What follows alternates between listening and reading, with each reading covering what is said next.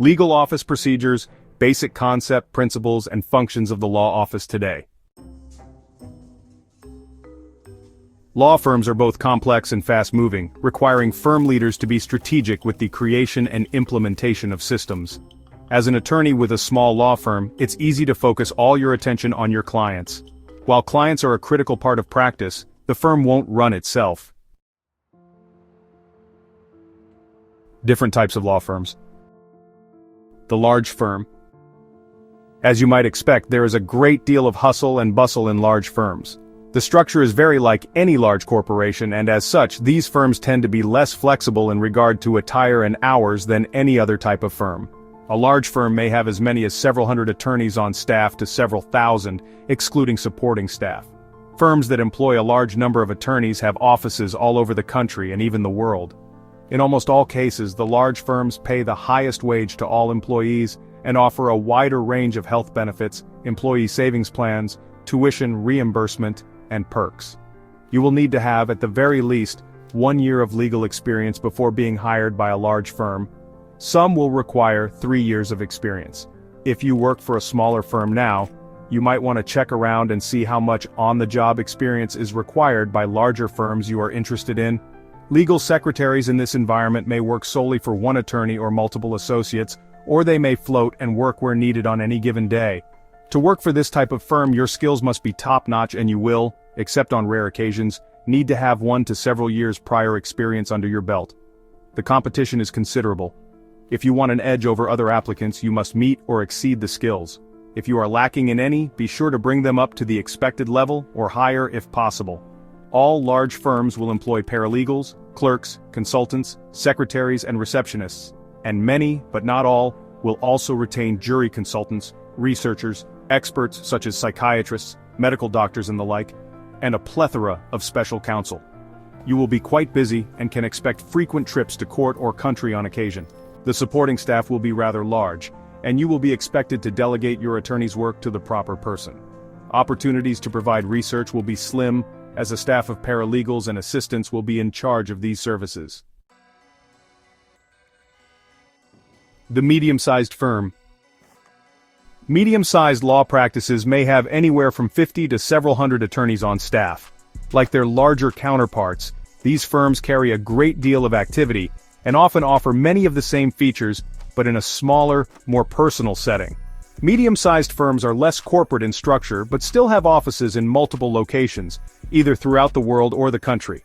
They offer on average a lower starting salary and less comprehensive health benefits than larger firms, but they may have perks that compensate for this, such as flexible work schedules, longer paid vacations, and generous bonuses. For many moderate to highly experienced legal secretaries, medium-sized firms are the best of both worlds, offering opportunities for advancement and the chance to learn multiple types of law specialties, plus receive a variety of perks. As with a large firm, you will be extremely busy nearly every day, but you will have help in the form of a large supporting staff. The small firm. This size law practice may be as small as 2 attorneys or as large as 40 or 50. The majority of smaller firms usually have 3 or 4 partners and 5 to 10 associates, but this ratio can vary. These types of firms are often the starting place for newly graduated law students, inexperienced paralegals, and new legal secretaries. There are multiple benefits of working for a small law firm. They include invaluable on-the-job training, the opportunity to learn vital legal research skills, flexible working hours, a personal and more relaxed working environment, and generous holiday bonuses.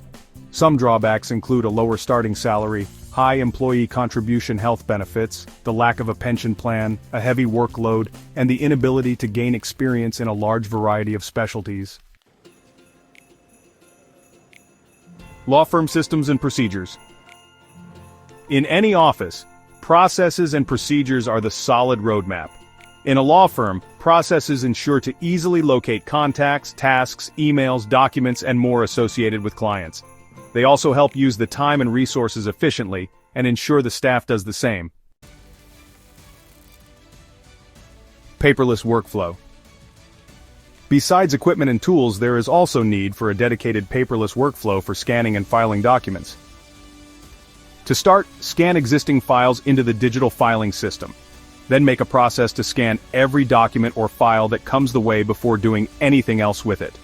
There is also need on how to organize the files, whether by open client files and closed client files or another method. Name each document in a way that reflects the client, the type of document, and the date. What, where, and how of client files? As you manage your firm's documents, it is important to have a process that includes what to save and what to shred, even in a paperless office. When it comes to client files, return documents you no longer need. At the end of a case, return client documents to the client, unless you specify otherwise. Get rid of unnecessary documents. At the close of a case, make sure to get rid of any.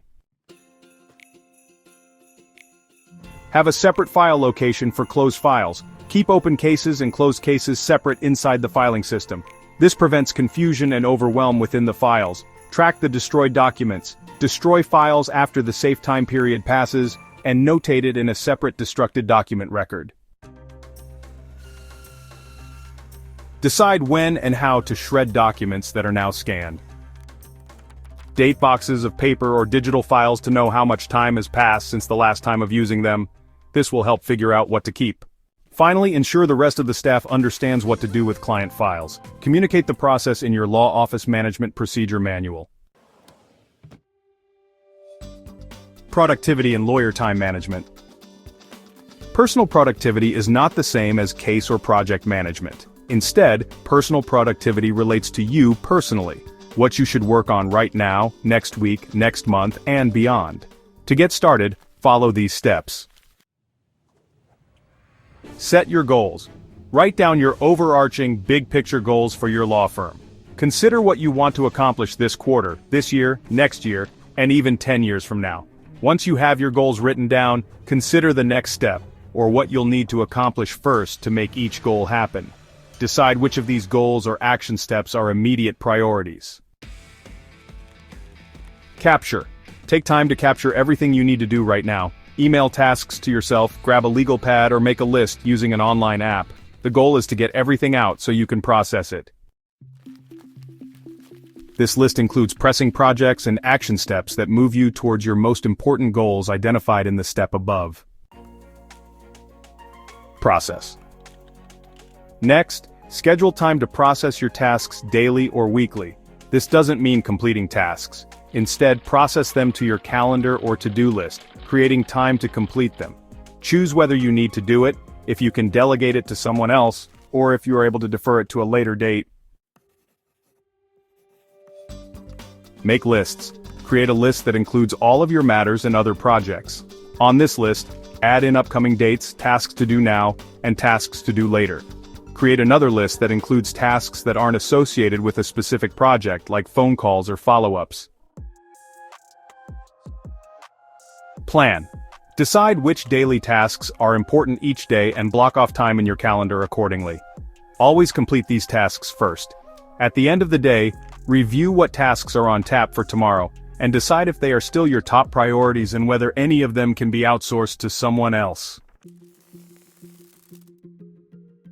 Tools, equipment, and supplies in a law office. Most of the equipment and supplies discussed in this topic are common to all offices. However, there are some that are specific to law offices. You will need to have an understanding of how they work and what they are used for, even if you have not had an opportunity to get hands-on experience with them. If you are familiar with them, it will make your task of operating them easier when you secure your first legal secretary position. If at all possible, try to familiarize yourself with where equipment is situated, or where supplies can be found in the office you are hired to work for as soon as possible. Ask a friendly coworker to show you how to operate complicated or expensive equipment to avoid damaging it. Copiers. Copiers come in many sizes and have varied features. Medium-sized to large law offices have several large, multitask copiers in addition to several standard copiers. Some also have color copiers, which are very expensive to run, repair, and maintain. Be sure to familiarize yourself with all the available features of the copiers in the office. Be sure to reset the copier to 0 copies and standard usage when you finish your job. This is a courtesy to other secretaries who may use the machine after you, Make sure that there is ample paper in the copier whenever you use it, including legal-size sheets. Postage machines. Postage or stamp machines allow large amounts of mail to be stacked and run through at one time. Most medium-sized offices have one, and all large offices have at least one. The largest law offices have separate mailrooms and employees whose sole responsibility is to process mail throughout the day. Stamp machines must be preset to the amount of postage required for each envelope. Standard procedure is to weigh all letters that appear to be over the current standard postage and separate them. Standard postage letters may be stacked in the postage machine that is set to the proper amount, and the machine will process the stack by applying a stamp and depositing the letter at the other end. Heavier items can be run through separately, after the machine is reset in batches. Be sure to reset the stamp machine to standard postage when you complete your task. As with resetting the copy machine, this is done as a courtesy to other secretaries who may use the machine after you. Postage scale. The postage scale is an electronic weighing device for letters and small packages. It is similar to those you may see in U.S. postal offices. It has a flat metal top and a programmable digital front. The letter or parcel is simply placed on top and the correct postage will be shown on the digital face. Do not overload the scale with large or exceptionally heavy items. Fax machines. It is rare that anyone is unfamiliar with the use of a fax machine. However, newer versions often have many features that you may not be familiar with. All law offices will have at least 2 fax machines. Larger offices, of course, have a large multitude of them stationed throughout the office area. Be absolutely sure to include a fax cover sheet with all faxes. Once a fax has gone through, a confirmation sheet will print out. Be sure to retain this sheet. Once the fax is complete, staple the original fax, if a hard copy is not to be mailed, the cover sheet, and the transmission confirmation together and place them in the client file. If a hard copy is to be mailed as a follow-up to faxing, make a copy of the fax letter and staple that with the other 2 items, then mail out the original. As with the copier machine, make sure that there is ample paper in the fax machine for printing out transmission sheets. Envelopes. Will envelopes are made for long wear and prominent display of the attorney's name so that heirs, trustees, and/or executors can easily locate the name and number of the drafting attorney. They are usually made of heavyweight bond paper. These are used when the final draft is given to the client. Covers.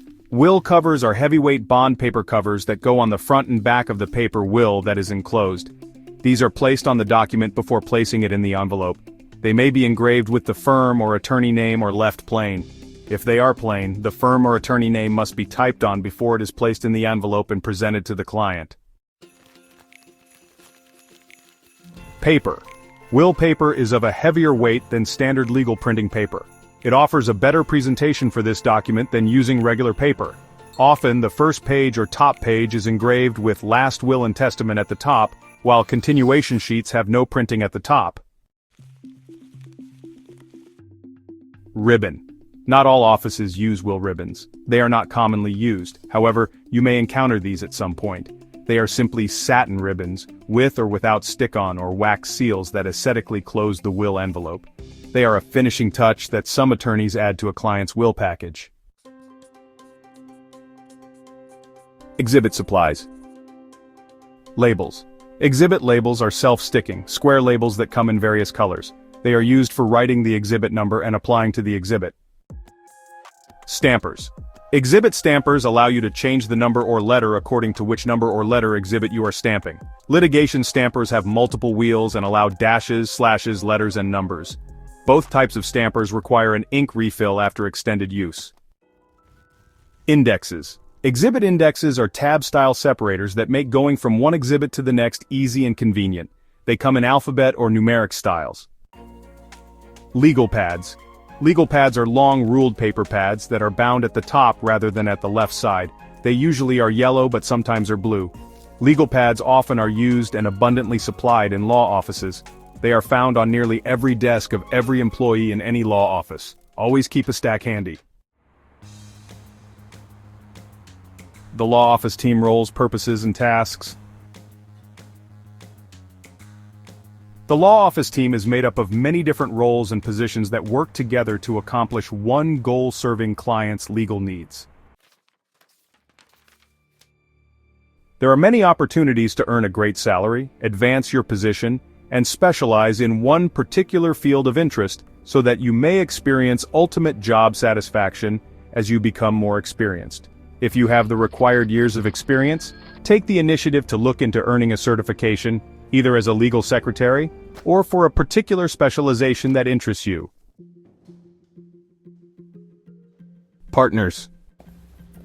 The owners of the firm are referred to as equity partners. In very large firms, the equity partners are called senior partners, and they are smaller in number and retain a controlling interest in the firm.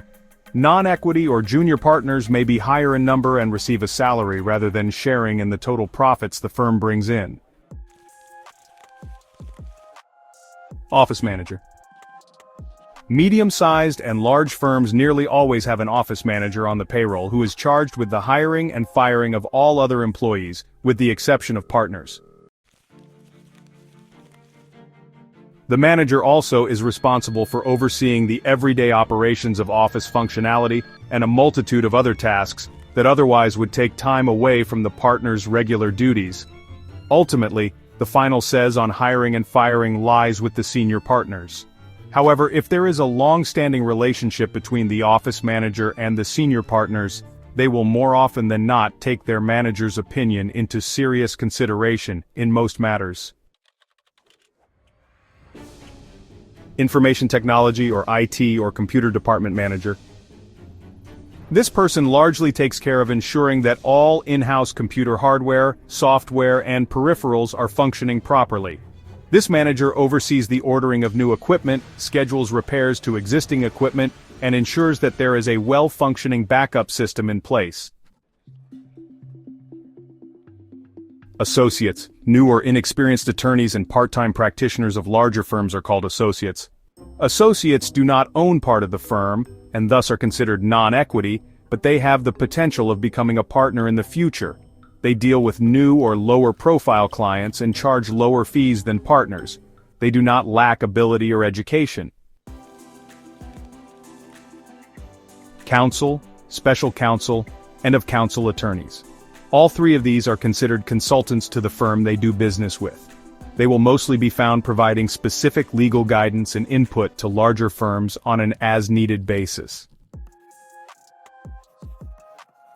Paralegal or legal assistant. A paralegal has specialized training but is not an attorney. She or he works under the supervision of and directly with partners, associates, and clerks.